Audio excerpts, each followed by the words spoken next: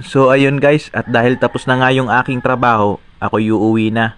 At para nga maging productive ang araw na ito, tara samahan nyo akong pumunta sa bundok at maghanap ng ahas na katulad ng kaibigan mo.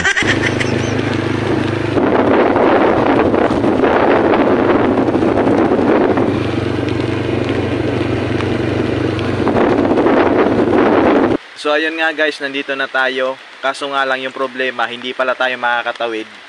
Gawa ng malalim na yung ilog dahil nga sa ilang araw na rin umuulan. So yung gagawin natin, dito na lang tayo sa tabi-tabi maghahanap ng mga ahas kung meron tayong mahanap. Sana hindi tayo masiro ngayon. So tingnan natin sa taas-taas. So grabe guys, hindi tayo makakatawid. Grabe. Ilang araw na rin kasi dito mitigil yung ulan. Kaya talaga hindi tayo makakatawid dito. Maganda sana maghanap doon ng ahas sa kabila. Kaso yung problema nga lang ito. Yung mga ganyang mahirap yan tawirin. So dito na lang tayo maghahanap sa mga tabi-tabi kung meron. Sana may mahanap tayo. Okay guys, let's go. So sa mga mahilig pumunta ng gubat, iwasan nyo yung mga ganito. Kasi madalas dyan na dinirahan yung mga cobra, yung mga makamandag na Philippine cobra. Mahilig sila sa maiinit na lugar. Kagaya niyan ng mga tambak-tambak guys.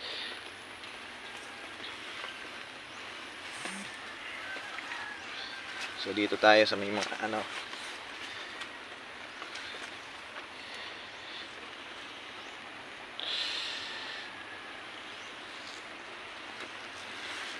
pampers.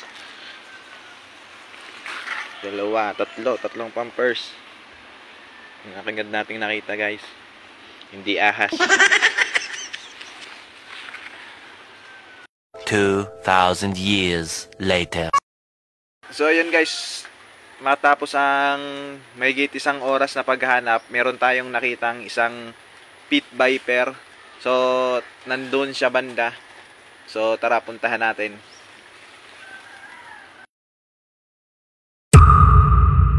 So ayun guys, ito pala ay Philippine pit viper.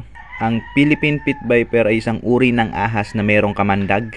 Ang taglay na kamandag nito ay mayroong cytotoxic. Ibig sabihin pag nakagat ka nito, ay maaaring sirain nito ang balat at ang laman na apektado ng venom. In short, maaaring mabulok ang parte na natuklaw sa'yo. Kaya pag nakakita ka ng Philippine pit viper, mas magandang umiwas ka na lang. Huwag natin itong patayin kasi hindi naman to harmful sa tao. So ayun lang guys, sana may natutunan kayo. Hanggang sa muli, paalam!